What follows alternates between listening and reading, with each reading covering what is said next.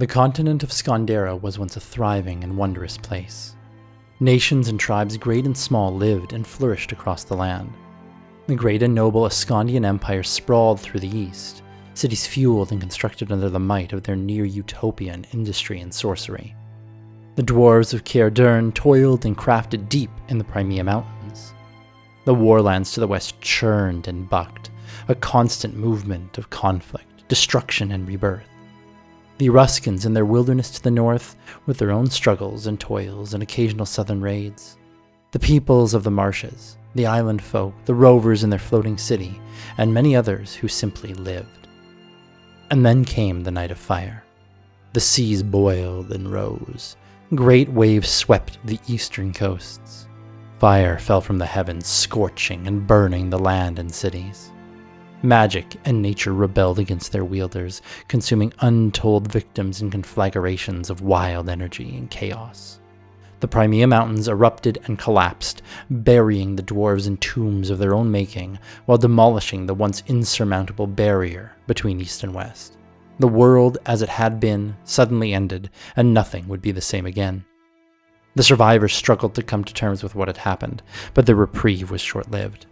Following the Night of Fire was the long winter, a winter so bleak and drawn out some thought it would never end. Over a year of ice and snow, of exposure and starvation, which killed many more of the would-be survivors. The great Ascondian Empire was no more, and few, if any, power structures from before remained. A new world awaited those who drew breath, a world of violence, of ruin, and of desolation. 18 months had passed since that fateful night, and a red dawn illuminated the somber march of a warband. At the very tip of the spear were the band's newest recruits, fresh captives from recent raids, yet to see true combat. Among them, thrust together by fate, a small party of displaced souls. Kalia, a stoic, immature rover woman, in colorful but tattered clothing and adorned with jewelry her captors had been too lazy to strip, bearing a blade she knew not how to wield. Leonidas, a mountain of a man, bald and dark-skinned, with sickeningly joyful countenance. Fiacrisophalan, a mute Colchane hunter, still armed with his hunting bow and what arrows he'd been able to scrounge. Horik, an aged, weathered gnome in a top hat and leather duster, lugging around his medical bag and bone saw.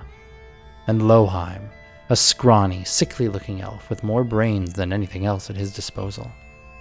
Cresting a hill, the party saw an encampment ahead, tents around a hastily built wooden structure, surrounded by the most makeshift of defenses.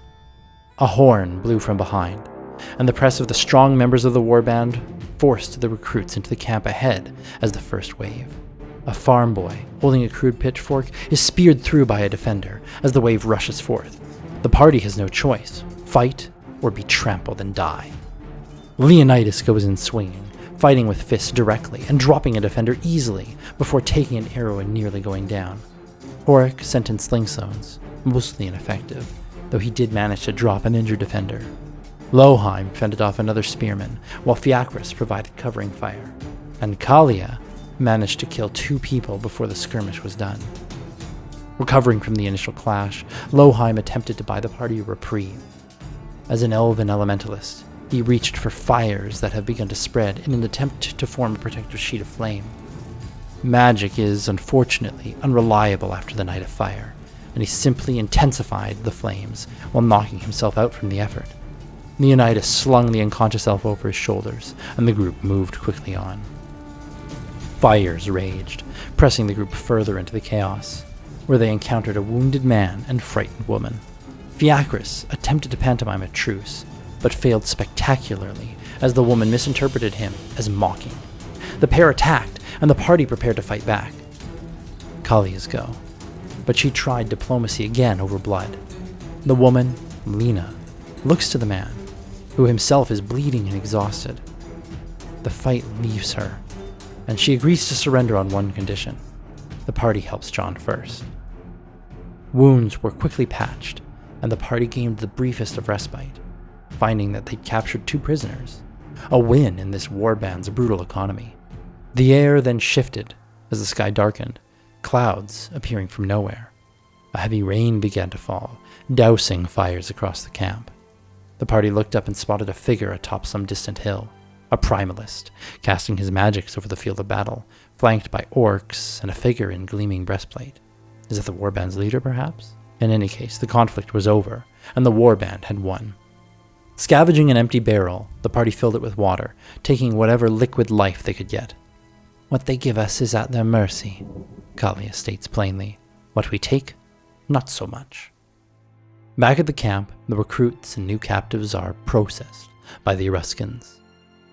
Loheim struggled to understand, but with his academic knowledge, managed to catch a few words as the captives were split into two groups: worker and food. Most are placed in the first group, but the second contains the old, the frail, and those too injured to heal easily. The stew that arrives shortly after is an unseasoned broth with chunks of meat. No vegetables, no spices.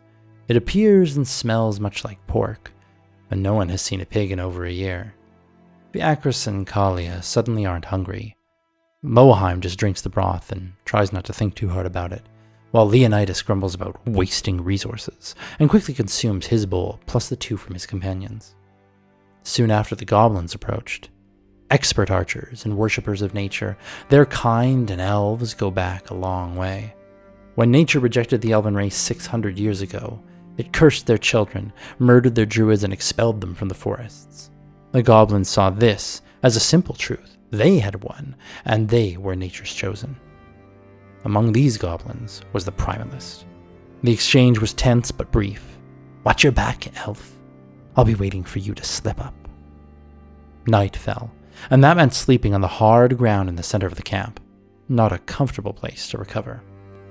Kalia scanned around for an easy mark and spotted one. A young man in his early 20s with soft features. Most likely an Ascondian peasant, recruited earlier by the warband. He's evidently proven himself somewhat, for he has his own tent. Kalia put on her charm and introduced herself. She was injured in the battle, you see, and needed a place to rest. The young man, Rupert, stammering and red-faced, offered the enticing rover his tent. To his chagrin, Kalia summoned her party, and the group piled inside the two-person tent. The rover blew Rupert a kiss and a wink before closing the flap, leaving him to sleep outside. Looking to the group, she remarked, I have to do everything around here, don't I? Fiacris woke early, slipping into the camp well before dawn to scavenge. As luck would have it, he found a small cache of salted beef, jerky strips, and some wild berries, a veritable treasure hoard in these dark times. Feeling bad for poor Rupert, Fiacris even left some jerky nearby with the words, from Kalia, scribbled into the dirt. The horns blasted at dawn, and the rested group emerged into the camp. The recruits were quickly assembled at the center of the camp, with Eruskans and Warlander humans along the outskirts. A makeshift platform of crates stood before the crowd, and climbing onto it was a mongrel, a being of part Eruskan, part human heritage. This mongrel man was short and disfigured, a twisted nose, one eye visibly larger than the other, and a crooked mouth as if he'd had a stroke. In the old world, he'd have been dismissed on sight. He wears a Legion breastplate, however, and in very good condition. He also leans on a sizable axe, like a nobleman leans on a cane, not for support, but for style. An orc bellows his name, announcing Kran Corral, the war chief. The war chief then spoke to the crowd, offering a place among the band. Ascondia was we, and so it fell, he said. Your empire is gone, your leaders slain, your cities destroyed. I am here to make a new dynasty, to restore order. His offer was simple. Fight and prove your worth, and you will be well treated. Fail, and you would be consumed by the war machine of the Horde. Breakfast came after the speech.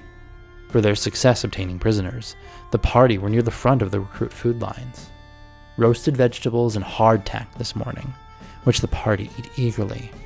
Leonidas pockets his hardtack and, spotting Lena and John from the day before, shares food with the pair.